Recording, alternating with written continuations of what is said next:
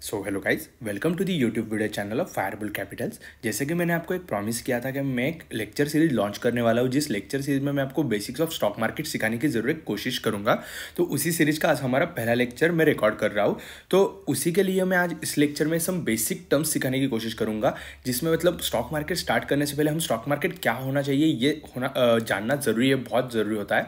तो वो जानने की आज हम पहले वीडियो में कोशिश करेंगे। तो इसमें मैं एक छोटी छोटी मतलब टॉपिक्स बताने की कोशिश करूंगा, जैसे कि लाइक व्हाट इज शेयर और स्टॉक, शेयर मार्केट क्या होता है, यहाँ पे एनएसई क्या है, बीएसई क्या है, या और निफ्टी 50 ये जो इंडेक्स है, और सेंसेक्स ये इंडेक्स क्या होते हैं, ये आज हम देखने की कोशिश करेंगे। तो चलिए हम let's start with our first topic, जो कि हमारा फर्स्ट टॉपिक है व्हाट इज शेयर या फिर स्टॉक। व्हाट इज शेयर या स्टॉक और स्टॉक। चलो, तो फर्स्ट लेक्चर के लिए मैंने आपको बताया था कि शेयर या स्टॉक क्या होता है, हम देखने की कोशिश करेंगे। चलो, इसके लिए एक हम सीधा एग्जांपल ले लेते हैं। तो एग्जांपल के लिए मैं आपको बताना चाहूँगा कि लेट्स से कि मुझे एक बिजनेस स्टार्ट करना है। तो बिजनेस स्टार्ट करने के लिए मुझे सबसे पहला एक इंपॉर्टेंट चीज़ होती है, वो चाहिए पैसा। मुझे इनिशियल अमाउंट चाहिए, जो इनिशियल अमाउंट में इन्वेस्ट करके मेरा प्रोडक्ट बना सकूँ। Same for the company. Company क्या करेगी, कंपनी को अगर उनका प्रोडक्ट बनाना है तो कंपनी को प्रोडक्ट बनाने के लिए सबसे इंपॉर्टेंट होते हैं फंड्स। सो कंपनी फंड्स कहाँ से तैयार कर सकती है? कंपनी आइदर फंड रेज कर सकती है लोन लेके, या फिर उनका इक्विटी किसी और को बेच के। ये होते हैं दो पार्ट। चलो, तो लोन क्या होता है? समटाइम्स मैं बैंक पे जाऊंगा, बैंक को कहूँगा मुझे कितना इतना लोन चाहिए, मैं इतने इतना आपके लिए मतलब उस अमाउंट का जो भी कुछ चीज़ें होगी या फिर जो मेरा प्रॉपर्टी होगा मैं आपको वो देता हूँ, उसके बदले में आपको मुझे पैसे दे दो। इक्विटी क्या होता है कि मैं मार्केट में मेरे कंपनी का एक सम पार्ट जो मेरे पास है, मैं ओनर हूँ इसलिए वो मेरे पास है, वो उतने अमाउंट का पार्ट मैं किसी और को बेच दूंगा। वो बेचने के बाद जो मुझे पैसे मिलेंगे उसे कहा जाएगा इक्विटी का पार्ट। सबसे पहले हम इक्विटी के पार्ट पे आ जाते हैं। लोन तो हमें कंसीडर करना है, ये लोन सबको पता होता है। तो इक्विटी क्या होता है ये जान लो। देखो, मुझे अगर बिजनेस स्टार्ट करना है तो मैं क्या करूंगा, मेरे कंपनी का 10% मुझे फंड रेज करना है, समवेयर अराउंड एक 10,000 वगैरह फंड्स रेज करने हैं। तो 10,000 फंड्स रेज करने के लिए मैं सबसे पहले पॉइंट करूंगा कि मेरे कंपनी का जो 10% इक्विटी है वो मैं मार्केट में बेच दूंगा। जब लोग मेरे कंपनी का 10% इक्विटी समवेयर अराउंड 1% के हिसाब से इक्वल टू 1,000 रुपीज से खरीदेंगे, सो वो हो जाएगा 10% का 10,000। सो मुझे मेरे फंड्स रेज हो जाएंगे, बट ये जो 10% है इसका शेयर किसी और को चला जाएगा। सो ये जो पार्ट था इसे कहा जाएगा शेयर। बट अब शेयर तो समझ गया कि शेयर क्या हो सकता है, कि कंपनी का एक पार्ट, कंपनी के ओनरशिप का एक पार्ट कंपनी मार्केट में किसी को बेच देगी उनके फंड्स रेज करने के लिए, उनसे फंड्स ले लेगी और वो फंड्स खुद का प्रोडक्ट बनाने के लिए यूज करेगी। But what is stock? Stock क्या होता है ये भी एक जानना इंपॉर्टेंट चीज होती है। सो स्टॉक क्या होता है ये भी जान लो।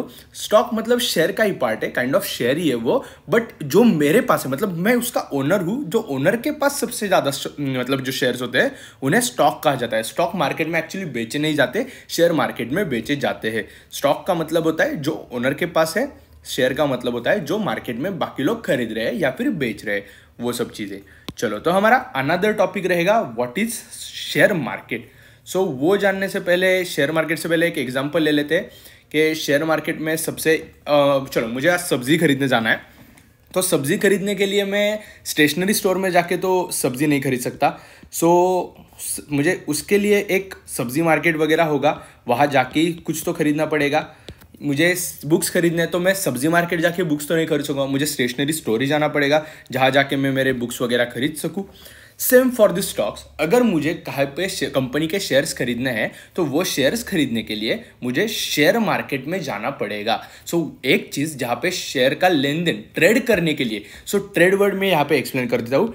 ट्रेड मतलब क्या होता है कि ट्रेड मतलब बायर्स और सेलर्स के इन बिटवीन जो एक्टिविटी होती है उसे कहा जाएगा ट्रेड। चलो, मान लेते हैं एक बायर है, वो शेयर कब बाय कर पाएगा? जब कोई सेलर उस टाइम बेच रहा हो तब वो बाय कर पाएगा। सेलर कब खरीद पाएगा? सेलर तब ही खरीद पाएगा जब वही कहीं दूसरी ओर एक बायर बाय कर रहा है। तो इन दोनों के बीच में जो एक्टिविटी हो रही है उस एक्टिविटी को कहा जाएगा एक ट्रेड।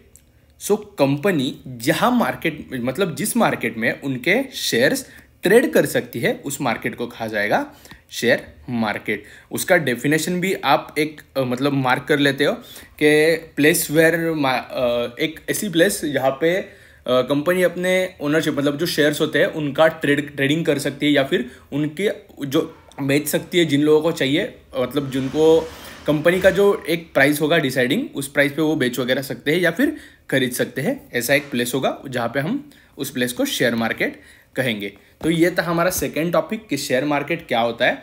तो थर्ड टॉपिक मैं आना चाहूँगा, तो सीधा मैं एनएससी और बीएससी का डिफरेंशिएशन आपको बताना चाहूँगा। एनएससी बीएससी क्या है और एनएससी बीएससी आज क्यों है। तो एनएससी बीएससी में मैं सीधा एक डिफरेंस लेके आपको समझाना चाहूँगा कि एनएससी बीएससी कैसे हो सकता है या फिर क्या है। तो इसके लिए मैं एक जस्ट मिनट में यहाँ पे एक डिफरेंस के लिए लाइन मार्क कर लेता हूँ। चलो, तो एक साइड हम देखेंगे एनएससी क्या है और दूसरी साइड देखेंगे हम बीएससी क्या है। तो सबसे पहले मैं दोनों का फुल फॉर्म आपको बताना चाहूँगा। एनएससी का फुल फॉर्म है नेशनल स्टॉक एक्सचेंज और इसका बीएससी का फुल फॉर्म है बॉम्बे स्टॉक एक्सचेंज। चलो, तो national stock exchange, Bombay stock exchange, ये तो आपको समझ गया। स्टॉक एक्सचेंज ये नाम आ रहा है वहीं पे हम समझ रहे हैं कि जहाँ पे हम मार्केट में शेयर की लेन देन कर सकते हैं वो प्लेस है बीएससी या फिर एनएससी। ऐसे बहुत सारे एक्सचेंजेस हैं हमारे पास, जयपुर स्टॉक एक्सचेंज वगैरह, Kolkata stock exchange, but most of the लोग बीएससी और एनएससी प्रेफर करते हैं। एनएससी की स्टार्ट कहाँ पे हुई? एनएससी का स्टार्ट हुआ था 1992 में और बीएससी कब स्टार्ट हुई? 1875 में। एक चीज़ मैं आपको बताना चाहूँगा, बीएससी जो है वो हमारा एशिया का सबसे पुराना स्टॉक एक्सचेंज है। एनएससी बाद में इंट्रोड्यूस किया गया। क्यों किया गया? क्योंकि बीएससी में कुछ चीज़ें ऐसी थी जिसमें पूरा मतलब जो टोटल था वो पेपर वर्क पे चलता था। जो प्रोसेस था टोटल वो एक पेपर वर्क के टाइम चलता था, तो वो पेपर वर्क में बहुत डिले हो जाता था या फिर स्टोरेज भी बहुत दिक्कत देती थी। तो ये सब चीज़ें अवॉइड करने के लिए एनएससी को इंट्रोड्यूस किया गया और एनएससी टोटली कंप्यूटराइज्ड थी। टोटली कंप्यूटराइज्ड थी, मतलब जहाँ पे हमारे जो टोटल शेयर का सेटलमेंट वगैरह है वो कंप्यूटर्स में तय हो जाता था। उसकी वजह से बहुत एक टाइम पीरियड जो था वो बहुत डिले कम हो गया। बीएससी में मोस्टली अगर पहले देखा जाए स्टार्टिंग में, तो स्टार्टिंग के बाद में उसमें एक शेयर वगैरह के सेटलमेंट होने में 6-6 महीने भी लग जाते थे, बट एनएससी में वो दिक्कत बहुत कम हो गई थी। इमीडिएटली सेटलमेंट्स वगैरह हो सकते थे क्योंकि वहाँ पे सब कंप्यूटराइज था। तो एनएससी और बीएससी समझाते समय तो ठीक है, वो स्टॉक एक्सचेंज इतना इंपॉर्टेंट तो वो है नहीं कि इसमें मैं कुछ और एक बताना चाहूँगा। तो मैं आपको एक उसमें आगे जाके उसके जो इंडेक्सेस वगैरह है वो तो समझाऊंगा, बट एनएससी और बीएससी में एक डिफरेंस है, वो चार्ट में आपको समझाना चाहूँगा। तो अगर हम स्टॉक मार्केट की बात करें तो चलो यहाँ पे देख लो, एक मैं स्टॉक मार्केट की बात करें तो यहाँ पे दो आएंगे एक्सचेंजेस, एक आएगा मेरा एनएससी, एक आएगा बीएससी। चलो, तो एनएससी के अंडर दो सेगमेंट आएंगे, एक आएगा कैश, दूसरा आएगा डेरिवेटिव्स। चलो, इसके अंडर आएगा एक कैश सेगमेंट। कैश सेगमेंट के अंडर आएगा इक्विटी और डेरिवेटिव्स के आएगा FNO, that is future and options. इसमें सिर्फ कैश सेगमेंट है, सो कैश सेगमेंट के अंडर आएगा सिर्फ इक्विटी। फ्यूचर एंड ऑप्शंस क्या है वो आगे वाले लेक्चर्स में हम देखने की कोशिश करेंगे। वो एक बहुत वास्ट मतलब कंसेप्ट है, तो वो सिखाने में टाइम भी लगेगा, तो बाद में हम वो आराम से देखेंगे। तो तब तक ये डेरिवेटिव्स के पार्ट जो है वो हम रह देते हैं। तो कैश और इक्विटी हम देख लेते हैं। कैश और इक्विटीज लाइक शेयर, जो हम शेयर बाय करेंगे या फिर सेल करेंगे, उसमें जो ट्रेडिंग वगैरह करेंगे वो सब इक्विटी सेक्शन में आएगा। एनएससी में हमें सिर्फ कैश सेगमेंट देखने के लिए मिलता है, तो एनएससी में हम इंडेक्स पे ट्रेड नहीं कर सकते, वहां पे ट्रेड हम सिर्फ शेयर पे कर सकते हैं।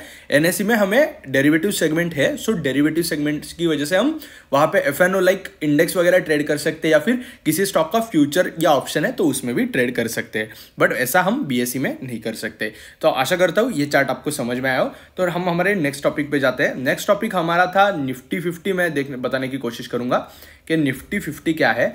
सो निफ्टी 50 के लिए मैं आपको एक बोट इमेजिन करने के लिए बोलूँगा। चलो, तो एक बोट इमेजिन कर लो। उस बोट पे एक समवेयर अराउंड बहुत सारे लोग जा रहे हैं, वो बोट अगर ठीक से मतलब पानी के ऊपर तैरनी चाहिए तो उसके लिए क्या चाहिए, वो सब लोग स्टेबल हो जाए। अगर वो सब लोग हिलने लगे या फिर कूदने लगे तो बोट डूब जाएगा। अगर वो लोग शांति से बैठे रहे, वो बोट को आगे जाने के लिए सपोर्ट करते रहे, तो बोट एकदम आगे जाएगा। Same for the stock. Market capitalisation के हिसाब से मार्केट कैपिटल, एक चीज भी देख लो यहाँ पे, निफ्टी 50 क्या है,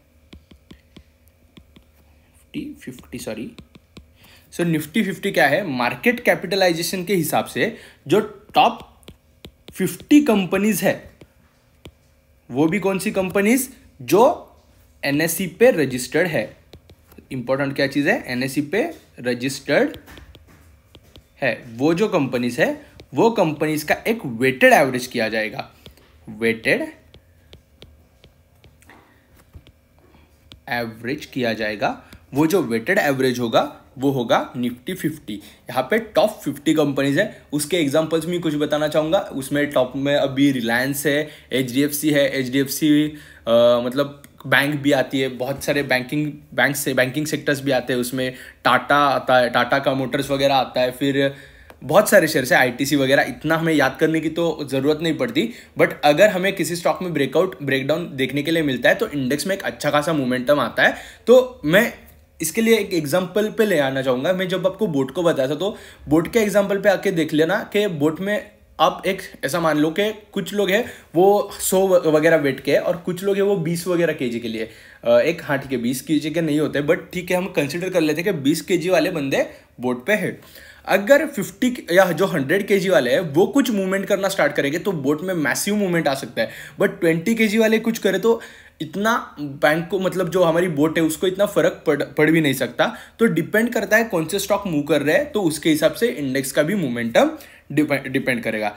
चलो नेक्स्ट टॉपिक हम देख लेते हैं कि सेंसेक्स क्या है। सो सेंसेक्स बताने से पहले जाऊंगा कि सेंसेक्स ये टॉप 30 कंपनीज का वेटेड एवरेज होता है। टॉप 30 कंपनीज, पर वो कौन सी कंपनीज, जो बीएसई पे रजिस्टर्ड है। बीएसई पे रजिस्टर्ड कंपनीज का वेटेड एवरेज, जो ये वेटेड एवरेज है, वो वेटेड एवरेज हमें, ठीक है, वो वेटेड एवरेज होगा सेंसेक्स। सेंसेक्स पे हम मतलब ट्रेड कर नहीं सकते, क्योंकि मैंने आपको बताया था, वो जो चार्ट इसके पहले बताया वो याद कर लो। उसमें मैंने आपको क्लियरली बताया था कि हाँ एक चीज़ ऐसी है कि हम बीएसई में डेरिवेटिव सेगमेंट नहीं है, इसलिए हम एफएनओ वगैरह इंडेक्स पे ट्रेड नहीं कर सकते। सो सेंसेक्स हमारे लिए इंपॉर्टेंट नहीं है कि सेंसेक्स क्या होगा। तो सेंसेक्स हम सीधा भूल जाएंगे। हाँ भूलना नहीं है एक्चुअली, तो हमें याद तो रखना है, बट इतना इंपॉर्टेंट नहीं है कि हम इसे टोटल मतलब डीप में देखें। निफ्टी 50 इंपॉर्टेंट है, क्योंकि निफ्टी 50 हमें हम उस पर ट्रेड भी कर सकते हैं, या फिर एक हमें मार्केट का डायरेक्शन भी वो बताता है। तो चलिए मैं निफ्टी 50 के कुछ आपको स्टॉक्स भी बताने की कोशिश करता हूँ। Just a minute. निफ्टी 50 में सबसे पहला हमारा स्टॉक है वो है रिलायंस। इसमें रिलायंस, सो अनदर इसके साथ साथ एचडीएफसी वगैरह भी होगा। मैं आपको इसका वेटेज भी बताना चाहूँगा। रिलायंस का जो एवरेज है वो है 11.09%। उसके बाद आता है इन्फोसिस। सो इन्फोसिस का वेटेड एवरेज है 8.67। अगर ये कंपनीज मूवमेंट दे रही तो उसमें मतलब इंडेक्स में बहुत एक मैसिव मूवमेंट आ सकता है। इसके बाद साथ साथ हमारे यहाँ पे है एक एचडीएफसी जो बैंक है, वो उसका वेटेड एवरेज है 8.51। लास्ट ईयर 8.51 मतलब एचडीएफसी बैंक एक नंबर पे थी, उनका वेटेड एवरेज बहुत ज़्यादा था। आईसीआईसीआई बैंक जो है उनका वेटेड एवरेज समवेयर अराउंड है 7.03%। ये वेटेड एवरेज इतने इंपॉर्टेंट नहीं है मोस्टली। अगर आप टॉप जो 10 वगैरह कंपनीज है वो याद रखोगे। एक एचडीएफसी का भी है जो सिर्फ एक फाइनेंशियल सेक्टर है, उनका है 5.83% वेटेज। बाद में जो आएगा टीसीएस वगैरह आएगा, टीसीएस का वेटेज है 5.03। इसके आगे जो है कोटक महिंद्रा वगैरह, उनका 2-3% वगैरह से ही है। एक्सिस बैंक वगैरह बहुत सारे बैंक्स वगैरह आएंगे उसमें, बट उनका वेटेड एवरेज हमें इतना डिपेंड नहीं करेगा, मतलब इतना इंपॉर्टेंट नहीं होगा, क्योंकि वो काइंड ऑफ निग्लिजिबल तो नहीं बोल सकते, वो मूवमेंट तो लाते हैं, बट हमें जो मूवमेंट कैप्चर करनी है वो तो ये मैसिव वाले ही स्टॉक्स लाके देंगे। तो ये मूवमेंट मैं आपको बताना, इसलिए मैंने ये आपको इंपॉर्टेंट स्टॉक जो है वो बताया, सिर्फ उतने याद रखोगे तो भी चल जाएगा।